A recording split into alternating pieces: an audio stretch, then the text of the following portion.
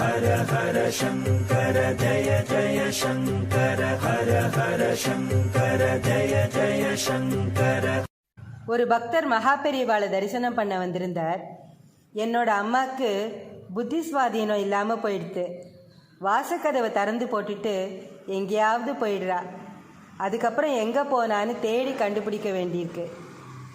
அவளை பார்த்துக்கிறதுக்கு ஆற்றுல யாருமே இல்லை பெரியவா. அவளை மடத்தில் கொண்டு வந்து விட்டுடலாமான்னு கேட்டார்.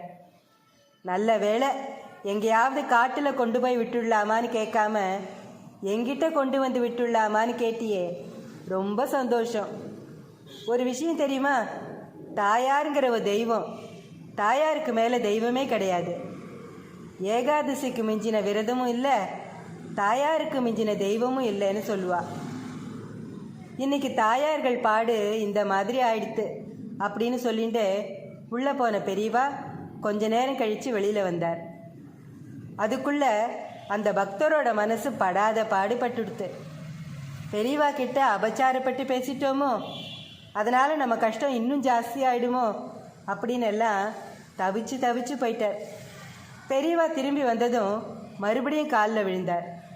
மன்னிச்சுடுங்கோ பெரியவா, என் தாயாரை பற்றி தவறுதலாக சொல்லிட்டேன் அப்படின்னு கெஞ்சினார்.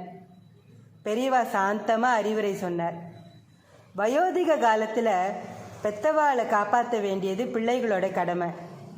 தாய் தந்தையர் சாபம் கொடுத்தா குடும்பம் வீணாக போயிடும். தனியாக உன்னால் உன் அம்மாவை கவனிச்சிக்க முடியலன்னா ஒரு ஆசாமியை ஒத்தாசைக்கு வச்சுக்கோ. ஆனால் கடைசி வரைக்கும் உன் கண் பார்வையில் உன் அம்மாவை வச்சுக்கோன்னார். பெரியவா கட்டளையை மீறமாட்டேன்னு சொல்லிட்டு பிரசாதம் வாங்கிட்டு அந்த பக்தர் போனார். உண்மைதான், ஒரு தாய் கண்ணை விளக்காக்கி, கரத்தை தொட்டிலாக்கி, இரத்தத்தை பாலாக்கி தான் குழந்தைய வளர்க்குறா. வாயை கட்டி வயத்தை கட்டி குழந்தைகளை படிக்க வைக்கிறா. ஆனால் வயசானதும் பெத்தவளோட அருமை பிள்ளைகளுக்கு தெரியறதில்ல. அதே தாய் வயோதிகத்தினால உடம்புக்கு வந்து படுத்துட்டா நிறைய குழந்தைகள் முதியோர் இல்லத்தில் கொண்டு போய் சேர்த்துடுறா. அந்த தப்பை யாரும் பண்ணக்கூடாது. மாதா பிதா குரு, கடைசியில் தான் கடவுள். வயசான காலத்தில் பெத்தவாளை விட்டு கொடுக்காத பிள்ளைய கடவுள் எந்த காலத்துலேயும் விட்டு கொடுக்க மாட்டார். இந்த தர்மத்தை எல்லாரும் கடைபிடிக்கணும். ஸ்ரீ மகாபெரிவா திருவடிகளே சரணம்.